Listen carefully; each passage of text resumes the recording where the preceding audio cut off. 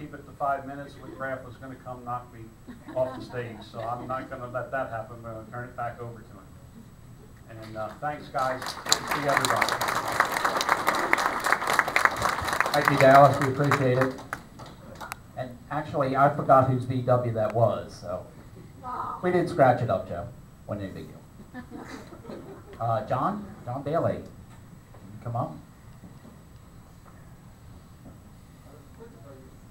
I have to tell you, my wife and I were watching television the other night, and I said, I really don't want to, if I become vegetative, I don't want to just be there, you know, living off of liquids and the machine. And she got up, walked over, unplugged the TV, and dumped out all the beer. John Bailey, thank you. Not all of it. Not all of it. Sometimes. All right. Mr. McGraw, I hadn't seen you before. Somebody said Sonny Lease is here. Is that correct? How you doing, Sonny? Oh, he's good. Oh, he came in? Anybody else like this before? Yeah, I guess. Mayor? Nancy. Nancy Mercer. Nancy Mercer. Nancy Mercer. Gracious. Nobody's changed. Just like whiskey, you improve with age. First thing I want to do is be a little solemn. We need to hold Larry. First thing I want to do is be a little solemn. I know you folks had a lot of admiration for Jim Kennedy. Yeah. And he's been dead almost 17 years. Oh, He died at age 63. And of course, we were great friends. I always remember the article in the newspaper that the Marines have landed. And, but anyhow, just a moment of silence in remembrance of Jim Kennedy.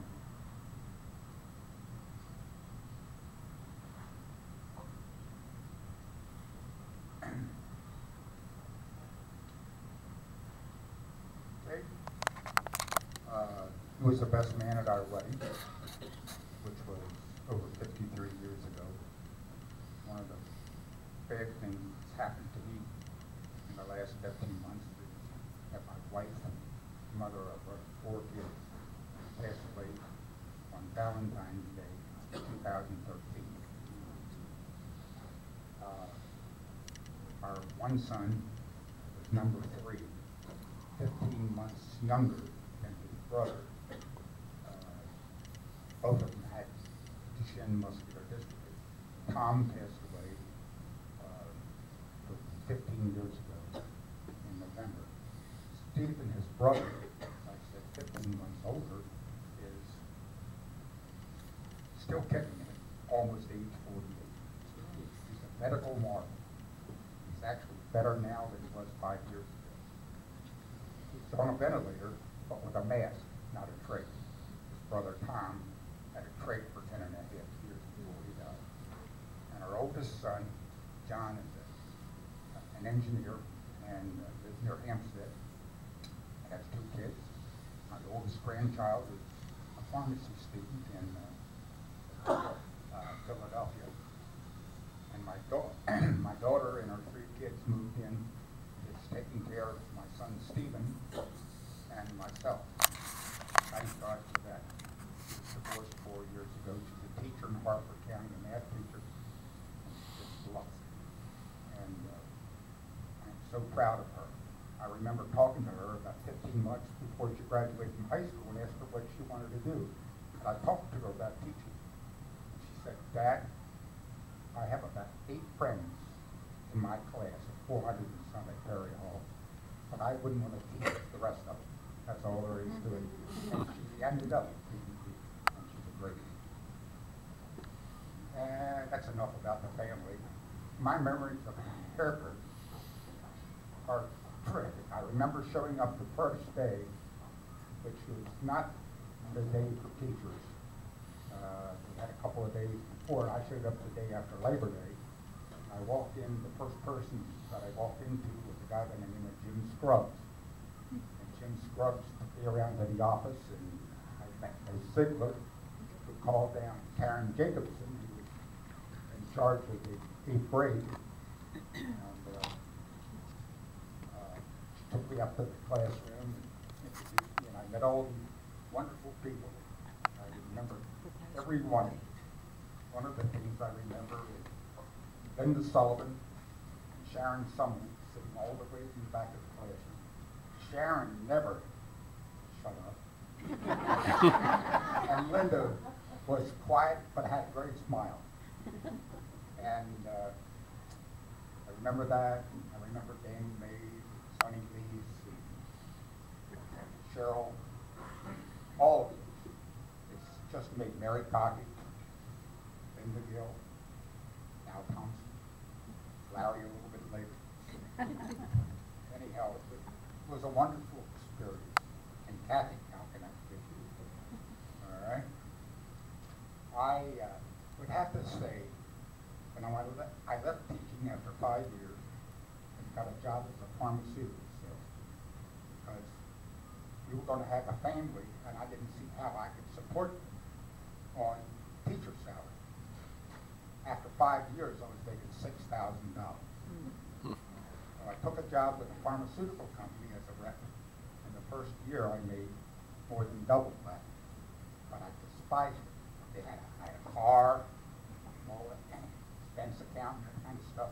But I missed the kids in the feedback. I really did. So then I got a job back at my alma mater, Mount St. Mary's in Emmitsburg, as a guidance and placement director. I did that for a year, and that was like being retired at age 27. So I said, I can't do this. So I came back to Baltimore County and got into personnel, and I was there 27 years.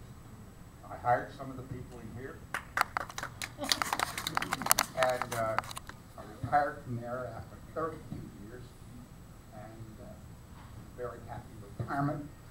I was at Loyola College for 7 years as the director of their internship program, and then I went to Towson for a year and did that. And I spent another year there as a consultant. So that's the history. Then I worked for the golf course for 4 years, and I don't do anything else now but mow the grass and that kind of stuff, garden and so forth. But I have wonderful memories of these people. This was the best place to start. I was from a small farming community in Hereford County. This was the perfect place for me.